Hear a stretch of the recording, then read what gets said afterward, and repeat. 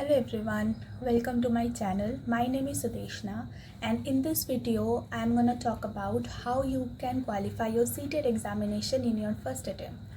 So CTET हम सबको पता है कि एक सेंट्रल लेवल का एग्जामिनेशन होता है और एक क्वालिफाइंग एग्ज़ाम होता है। ये हम लोगों को दिमाग में रखना चाहिए कि एक क्वालिफाइंग एग्ज़ाम है। सो हमें स्ट्रैटेजिकली पढ़ना पड़ेगा। आपको एटलीस्ट 2 या 1 महीना बहुत होता है सीटेट एग्ज़ाम को क्वालिफाई करने के लिए।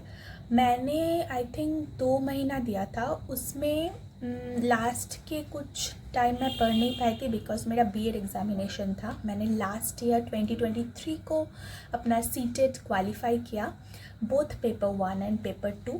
मैंने बीएड किया है, पर 2023 के अगस्त को मेरा जो एग्ज़ाम हुआ था उसमें बीएड तभी लास्ट था जब बीएड पेपर 1 दे सकते थे, पर अभी बीएड कैंडिडेट ओनली पेपर 2 दे सकते हैं। तो सीटेट एग्ज़ाम को फर्स्ट अटेम्प्ट में आपको क्वालिफाई करने के लिए कुछ चीज़ करना पड़ेगा स्ट्रैटेजिकली, स्मार्टली, एंड आप इजीली इसे क्वालिफाई कर सकते हैं। ऐसा मैं बिल्कुल नहीं कहूँगी कि ये एग्ज़ाम बहुत ही ज़्यादा इजी है, ऐसा नहीं है। थोड़ा तो आपको पढ़ना पड़ेगा, पर हाँ, इतना डिफ़िकल्ट भी नहीं है कि आप क्वालिफाई ना कर पाए। तो जनरल के लिए 60% रहता है क्वालिफाइंग मार्क्स और अदर कैटेगरी के लिए 55% रहता है। सो पेपर 2 के बारे में अगर हम बात करें तो इसमें सीडीपी रहता है, लैंग्वेज 1, लैंग्वेज 2, और आपका जो सब्जेक्ट कॉन्सर्न होता है वो रहता है।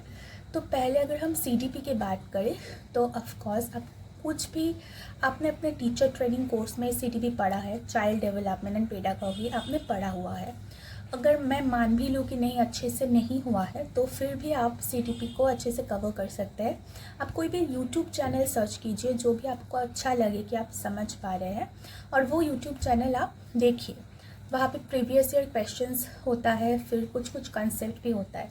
अगर मैं अपनी बात करूँ तो मैं लेट्स लर्न चैनल को फॉलो करती थी, जहाँ पे हिमांशी मैम बहुत अच्छा सीटीपी पढ़ाती है, और क्योंकि मेरा इंग्लिश वर्जन था तो मैंने लेट्स लर्न से मेरा सीटीपी कवर किया। बहुत ही अच्छा पे क्रिस्टल क्लियर कॉन्सेप्ट हो जाएगा। और पेपर 2 में मेरा स्कोर था 26 आउट ऑफ 30 सीडीपी में। तो आप समझ सकते हैं कि सीडीपी मेरा मतलब अच्छा बिल्कुल नहीं था, पर मैंने वहाँ से जब क्लास किया तब मुझे पता चला कि नहीं, सीडीपी इतना भी डिफ़िकल्ट नहीं है। तो वहाँ से करेंगे इनफ है, आपका पूरा जो कॉन्सेप्ट है वो क्लियर हो जाएगा। एंड फिर आता है आपका लैंग्वेज 1 और लैंग्वेज 2। लैंग्वेज 1 आप कुछ भी चूज़ कर सकते हैं और लैंग्वेज 2 भी आप वैसा कुछ भी चूज़ कर सकते हैं।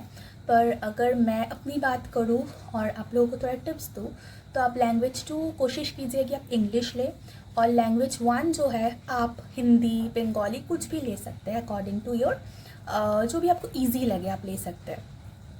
और लैंग्वेज में आपका 15 मार्क्स आता है पैसेज के ऊपर और 15 आता है पेडागॉजी के ऊपर, दोनों लैंग्वेज में।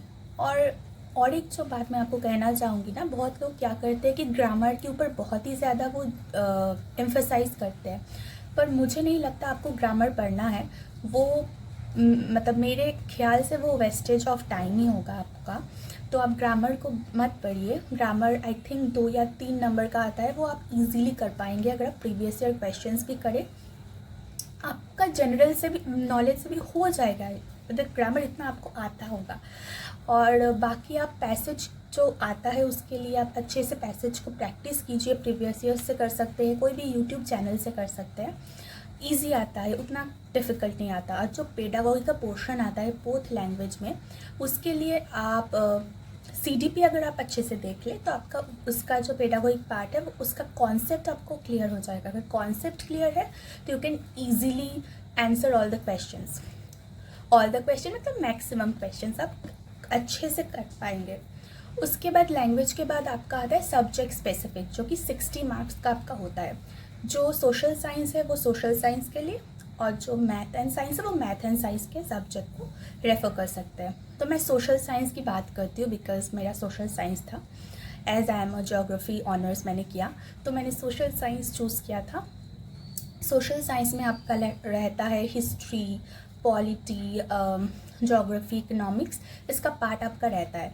40 आपका सब्जेक्ट आता है और 20 पेडागोगी आता है। हर पार्ट में आपका पेडागोगी आता ही है, तो ये बहुत इंपॉर्टेंट है। आप CTP स्ट्रॉन्ग कीजिए, आप इजीली सब कुछ हैंडल कर पाएंगे। और सब्जेक्ट के लिए आप क्या कीजिए, कुछ मत कीजिए, आप सिर्फ 6 से लेके 8 का NCERT अच्छे से देख के जाइए। हिस्ट्री ज्योग्राफी अच्छे से देखिएगा, पॉलिटी से भी बहुत क्वेश्चंस आते हैं। अगर ये 3 आप देखेंगे ना, आराम से हो जाएगा। अगर आप मानिए कि नहीं हम सब नहीं कर पा रहे हैं, तो एटलीस्ट आप हिस्ट्री और ज्योग्राफी देखिएगा। पॉलिटी भी आप देख सकते हैं थोड़ा बहुत। और मेरा जो था 60 में 35 मार्क्स था, बहुत नहीं था क्योंकि मैंने बहुत ज़्यादा ध्यान नहीं दिया था इसके ऊपर, इसीलिए। पर मेरा बस ध्यान था कि मुझे क्वालिफाई करना है। मैंने पेपर 2 में 105 मार्क्स मुझे मिला था आउट ऑफ 150, और मेरे लिए ठीक ठाक था, मैंने जितना पढ़ा था उसके हिसाब से। और अदरवाइज़ अगर आपके पास टाइम नहीं है इतना पढ़ने का, तो आप प्रीवियस ईयर क्वेश्चंस देख सकते हैं कोई भी यूट्यूब चैनल से, या फिर आप कोई बुक खरीद सकते हैं PYQs का, जो आपको बहुत ही ज़्यादा हेल्प करेगा।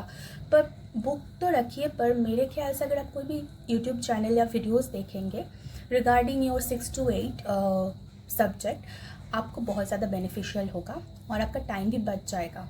तो आप ऐसे प्रीवियस ईयर से कवर कर सकते हैं अगर आपको इन डेप्थ नहीं पढ़ना है तो। पर मेरे ख्याल से अगर आप थोड़ा बहुत पढ़ेंगे तो आगे जाके आपका काम आएगा, क्योंकि आफ्टर ऑल अगर आप CTET क्लियर कर रहे हैं तो आपका जो एम है वो किसी भी सेंट्रल एग्ज़ाम को क्रैक करना है। तो या और इसके बाद ये गया पेपर 2, और पेपर 1 आपका CTP लैंग्वेज 1 लैंग्वेज 2 कॉमन रहता है। इसके अलावा मैथ और EVS रहता है। मैथ आप थोड़ा बहुत प्रैक्टिस करेंगे तो इजी है। मैं बिल्कुल मैथ में मुझे नहीं आता, पर मुझे भी 21 मार्क्स मिला 30 में। मुझे अगर मिल सकता है कि आप सभी को ज़रूर मिल सकता है। और मैथ के अलावा EVS भी आप थोड़ा सा देख लेंगे यूट्यूब से, कोई भी चैनल से, ईज़िली हो जाएगा। इन डेप्थ उतना आपको नहीं पढ़ना पड़ता, ईजी आता है। तो अगर आप देखें इन टोटल, तो मैंने क्या क्या कहा आपको। प्रीवियस ईयर क्वेश्चंस को बिल्कुल इग्नोर नहीं करना, और हाँ रिवीजन करना है, और डेली कांस्टेंट रहना पड़ेगा आपको। और कोई भी यूट्यूब चैनल आप फॉलो कर सकते हैं ताकि आपको इजी हो कंप्लीट करना, देखना सब कुछ।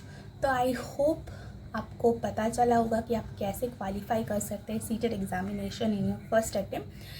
एंड मुझे लगता है आप सब ज़रूर क्लियर करेंगे। अपकमिंग दिसंबर में एग्ज़ाम आने वाला है CTET का। So all the best. And अगर आपका और भी कोई क्वेरी है रिगार्डिंग CTET, तो आप मुझे कमेंट सेक्शन में पूछ सकते हैं। मैं बिल्कुल ट्राई करूँगी कि मैं आपके जो भी क्वेरीज है उसका मैं आंसर दे पाऊँ। And thank you for watching my video. And आपको ये वीडियो अच्छा लगे तो सब्सक्राइब कर दीजिएगा और लाइक कर दीजिएगा। Thank you very much.